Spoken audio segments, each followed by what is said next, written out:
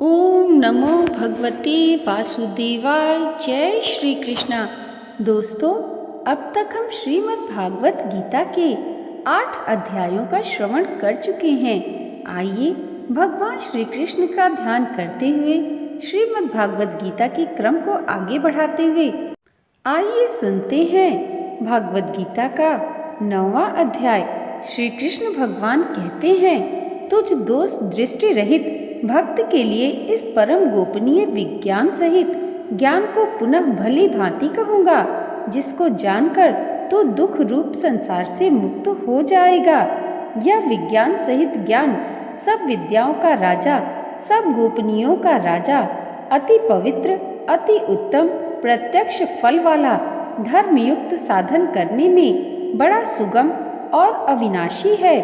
हे परंतप, इस उपर्युक्त धर्म में श्रद्धा रहित पुरुष मुझको न प्राप्त होकर मृत्यु रूप संसार चक्र में भ्रमण करते रहते हैं। मुझ निराकार परमात्मा से यह सब जगत जल से बर्फ सदृश परिपूर्ण है और सब भूत मेरे अंतर्गत संकल्प के आधार स्थित हैं, किंतु वास्तव में मैं उनमें स्थित नहीं हूँ। वे सब भूत मुझ में स्थित नहीं हैं, किंतु मेरी ईश्वरीय योग शक्ति को देख कि भूतों का धारण पोषण करने वाला और भूतों को उत्पन्न करने वाला भी मेरी आत्मा वास्तव में भूतों में स्थित नहीं है।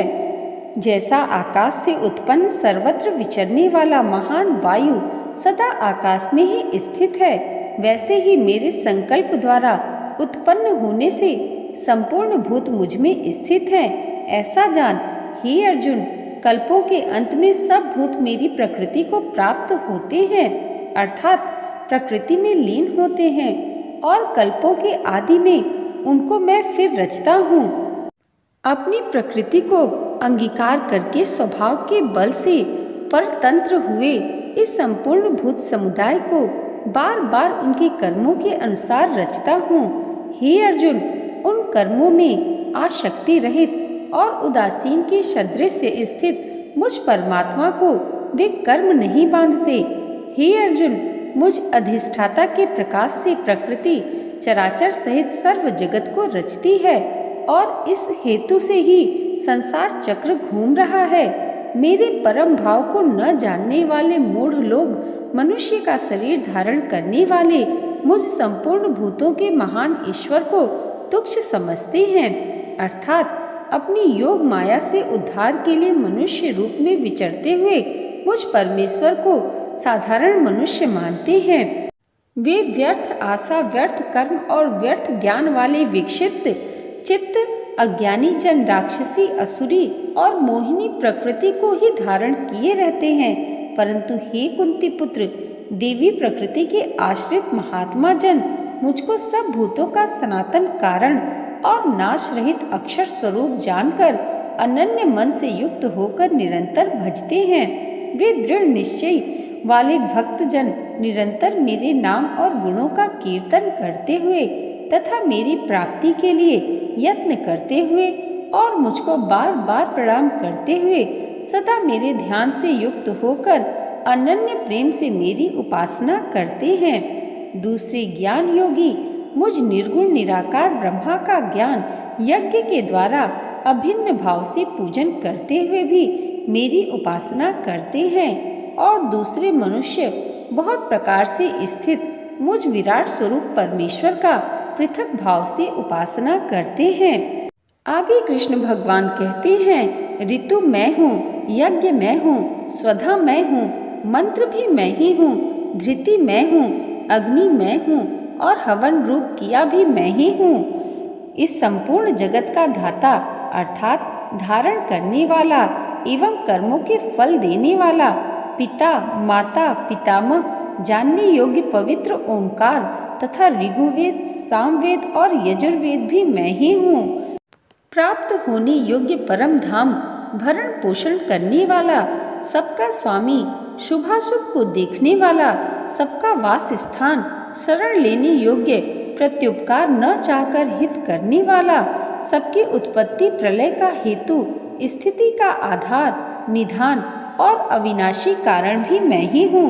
मैं ही सूर्य रूप से तपता हूँ, वर्षा का आकर्षण करता हूँ और उसे बरसाता हूँ। हे अर्जुन, मैं ही अमृत और मैं ही मृत्यु हूँ और सत्य असत्य भी मैं ही हूँ।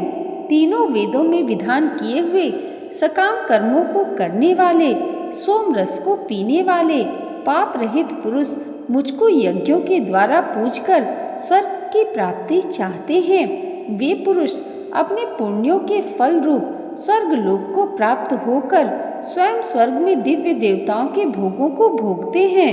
वे उस विशाल स्वर्ग लोक को भोगकर पुण्य क्षीण होने पर मृत्यु लोक को प्राप्त होते हैं। इस प्रकार स्वर्ग के साधन रूप तीनों वेदों में कहे हुए सकाम कर्म का आश्रय लेने वाले और भोगों की कामना वाले पुरुष बार बार आवागमन को प्राप्त होते हैं, अर्थात पुण्य के प्रभाव से स्वर्ग में जाते हैं और पुण्य क्षीण होने पर मृत्यु लोक में आते हैं। जो अनन्य प्रेमी भक्त जन मुझ परमेश्वर को निरंतर चिंतन करते हुए निष्काम भाव से भजते हैं, उन नित्य निरंतर मेरा चिंतन करने वाले पुरुषों का योगक्षेम मैं स्वयं प्राप्त कर देता हूँ।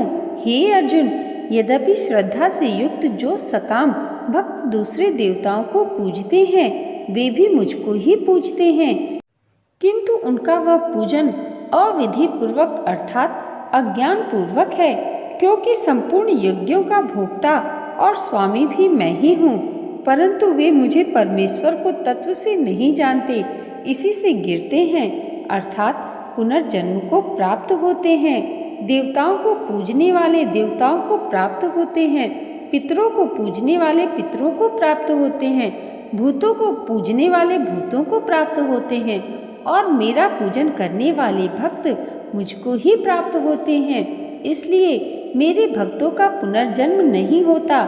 जो कोई भक्त मेरे प्रेम से पत्र, पुष्प, फल, जल आदि अर्पण करता है, उस शुद्ध बुद्धि निष्काम प्रेमी भक्त का प्रेम पूर्वक अर्पण किया हुआ वह पत्र पुष्पादि मैं सगुण रूप से प्रकट होकर प्रीति सहित खाता हूँ।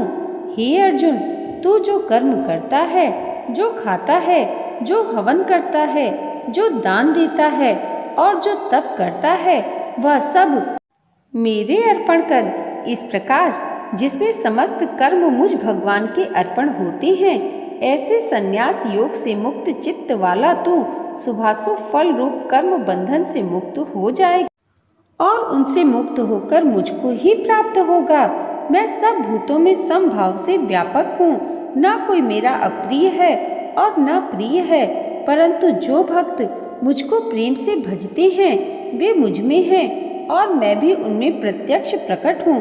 यदि कोई अतिशय दुराचारी भी अनन्य भाव से मेरा भक्त होकर मुझको भजता है तो साधु ही मानने योग्य है, क्योंकि वह यथार्थ निश्चय वाला है, अर्थात उसने भली भांति निश्चय कर लिया है कि परमेश्वर भजन के समान अन्य कुछ भी नहीं है। वह शीघ्र ही धर्मात्मा हो जाता है और सदा रहने वाली परम शांति को प्राप्त होता है। हे अर्जुन, तू निश्चय पूर्वक सच जान कि मेरा भक्त नष्ट नहीं होता। हे अर्जुन, स्त्री, वैश्य, शूद्र तथा पाप योनि, चांडाल आदि जो कोई भी हो, मेरे शरण होकर परम गति को ही प्राप्त होते हैं। फिर उसमें कहना ही क्या, जो पुण्यशील ब्राह्मण तथा राजसी भक्त जन मेरे शरण होकर परम गति को प्राप्त होते हैं। इसलिए तू सुख रहित और क्षण भंगुर इस मनुष्य शरीर को प्राप्त होकर निरंतर मेरा ही भजन कर। मुझ में मन वाला हो, मेरा भक्त बन, मेरा पूजन करने वाला हो, मुझको प्रणाम कर। इस प्रकार आत्मा को मुझ में नियुक्त करके मेरा परायण होकर तो मुझको ही प्राप्त होगा। यहाँ पर श्रीमद् भागवत गीता का 9वां अध्याय समाप्त हुआ। बोलिए श्री कृष्ण भगवान की जय।